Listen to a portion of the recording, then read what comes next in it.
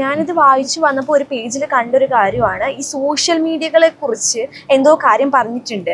ഈ social media തുടങ്ങണം അല്ലെങ്കിൽ അതിൻ്റെ ഉപയോഗം എന്താണെന്നൊക്കെ പറഞ്ഞു വരുമ്പോൾ അച്ഛനുണ്ടായ ആശങ്കകളെ കുറിച്ചിട്ട് ഇതിനകത്ത് കുറച്ച് കാര്യങ്ങൾ പറയുന്നുണ്ട്. അത് ജസ്റ്റ് ഞാൻ ഒന്ന് വായിച്ചുതരാം. ഡിഗ്രി പഠനം ഉപേക്ഷിച്ച് സോഷ്യൽ മീഡിയയിൽ അവൻ പുതിയ അക്കൗണ്ട് തുറന്നു. അവിടെ സെലിബ്രിറ്റികളുടെ കല്യാണവും മരണവും അവർ എയർപോർട്ടിൽ വന്നിറങ്ങുന്നതുമെല്ലാം പോസ്റ്റ് ചെയ്യുന്നു. ഓരോന്നിനും പല മടങ്ങ് ലക്ഷം കാഴ്ചക്കാരും. നല്ല വരുമാനമാണ്. ആൾക്കാർക്ക് ഇതൊക്കെ കാണാനാണ് കൂടുതൽ താല്പര്യം. സെലിബ്രിറ്റി എയർപോർട്ട് വീഡിയോസ് എന്നൊരു വിഭാഗം തന്നെ വളർന്നു വരുന്നുണ്ടത്രേ.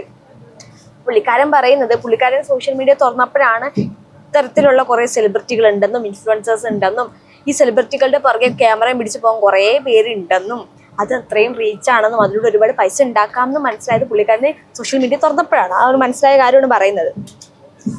ഭൂരിഭാഗം ദിവസങ്ങളിലും ചാകരയാണ്. മുഖത്ത് മാസ്ക് വെച്ച് സെലിബ്രിറ്റികളുടെ പുറകെ മൊബൈൽ പിടിച്ചുള്ള നടപ്പാണ്.